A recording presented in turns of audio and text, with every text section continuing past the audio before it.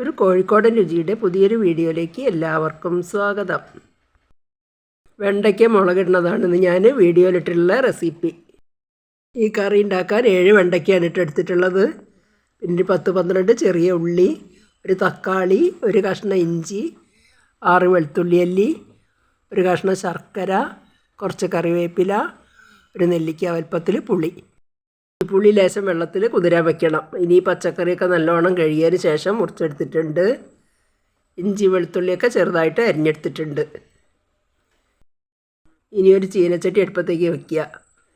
ചട്ടി ചൂടായി വരുമ്പോൾ കുറച്ച് വെളിച്ചെണ്ണ ഒഴിച്ചു കൊടുക്കുക. ഈ വെണ്ടയ്ക്കൊന്ന് വഴറ്റിയെടുക്കണം. വെളിച്ചെണ്ണ ചൂടായിട്ടുണ്ട്, വെണ്ടയ്ക്ക ഇട്ട് കൊടുക്കുക. ഈ വെണ്ടയ്ക്ക വെളിച്ചെണ്ണയിൽ വഴറ്റിയിട്ട് കറി ഉണ്ടാക്കുമ്പോൾ ആ കൊഴുപ്പ് ഒന്ന് കുറഞ്ഞ് കിട്ടും. പിന്നെ കഷ്ണം ഉടയാതെ കിട്ടും ചെയ്യും കേട്ടോ. ഒരു 5 മിനിറ്റ് ഇങ്ങനെ ഒന്ന് വഴറ്റിയെടുക്കുക.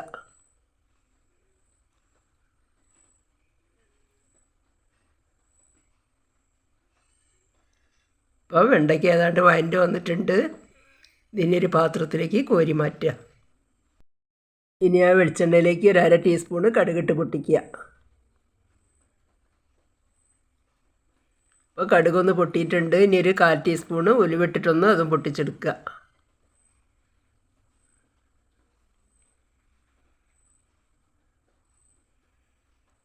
അപ്പോൾ കടുകും ഉലുവയൊക്കെ പൊട്ടി വന്നിട്ടുണ്ട്. ഞാൻ വെളുത്തുള്ളി ഇഞ്ചിയും അരിഞ്ഞ് വെച്ചത് ഇതിലിട്ടിട്ടൊന്ന് നല്ലോണം വഴറ്റിയെടുക്കുക.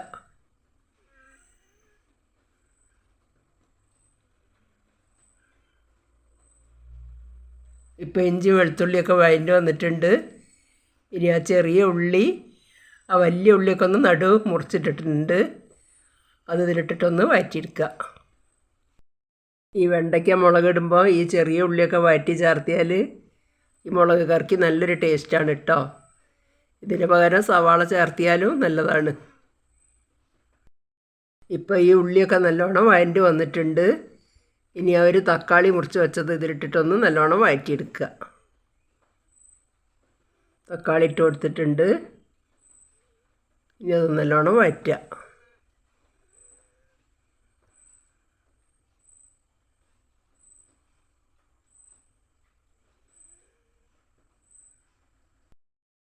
ഇപ്പം തക്കാളിയൊക്കെ നല്ലോണം വഴറ്റി വന്നിട്ടുണ്ട്. ഇനി ഗ്യാസ് ഒന്ന് സിമ്മിലാക്കിയതിന് ശേഷം പൊടികൾ ഇട്ട് കൊടുക്കുക.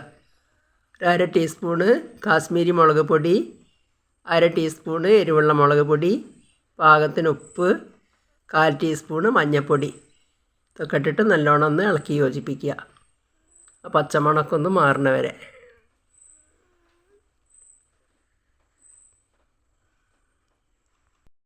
ഇപ്പോൾ ഈ അരപ്പൊക്കെ പച്ചമണമൊക്കെ മാറിയിട്ട് നല്ലോണം വഴറ്റി വന്നിട്ടുണ്ട്. ഇനി നെല്ലിക്ക വലുപ്പത്തിലുള്ള പുളി പിഴിഞ്ഞ വെള്ളം ഇതിലേക്ക് ഒഴിച്ചു കൊടുക്കുക. നല്ലോണം ഒന്ന് ഇളക്കി യോജിപ്പിക്കുക. വഴറ്റി വെച്ച വെണ്ടയ്ക്ക അതിലേക്ക് ഇട്ട് കൊടുക്കുക. ഒന്ന് ഇളക്കിയതിന് ശേഷം ഒരു ചെറിയ കഷ്ണം ശർക്കര എടുത്ത് വെച്ചിട്ടുണ്ടായിരുന്നല്ലോ, അത് ഇതിലിട്ട് കൊടുക്കുക. കുറച്ച് കറിവേപ്പില ഇട്ട് കൊടുക്കുക. ഇത് നല്ലോണം ഒന്ന് ഇളക്കി യോജിപ്പിച്ചതിന് ശേഷം ഒരു മൂടി തടച്ച് വയ്ക്കുക. ആ പുളിയൊക്കെ ഒന്ന് നല്ലോണം ഒന്ന് വെന്ത് വരട്ടെ. മൂടി തുറന്ന് വെക്കുക. ഇപ്പം കറി നല്ലോണം തിളച്ചിട്ട് ഒക്കെ കുറുകി സെറ്റായിട്ട് വന്നിട്ടുണ്ട്. ഇനി ലാസ്റ്റ് ഈ കറിയിലേക്ക് ഒരു 1/4 ടീസ്പൂണ് കുരുമുളക് പൊടിയും കൂടി ചേർത്തി കൊടുത്തിട്ട് ഒന്ന് തിളച്ചതിന് ശേഷം ഗ്യാസ് ഓഫ് ചെയ്യുക കേട്ടോ. അങ്ങനെ ഒരു വെറൈറ്റി വെണ്ടയ്ക്ക മുളകിട്ടത് ഇവിടെ റെഡി ആയിട്ടുണ്ട്. ഇതിൻ്റെ ടേസ്റ്റ് അപാരമാണ് കേട്ടോ. ഇതെല്ലാവരും ഒന്ന് ഉണ്ടാക്കി നോക്കണേ. ഇതിൽ സർവിംഗ് ബൗളിലേക്ക് മാറ്റിയിട്ടുണ്ട്.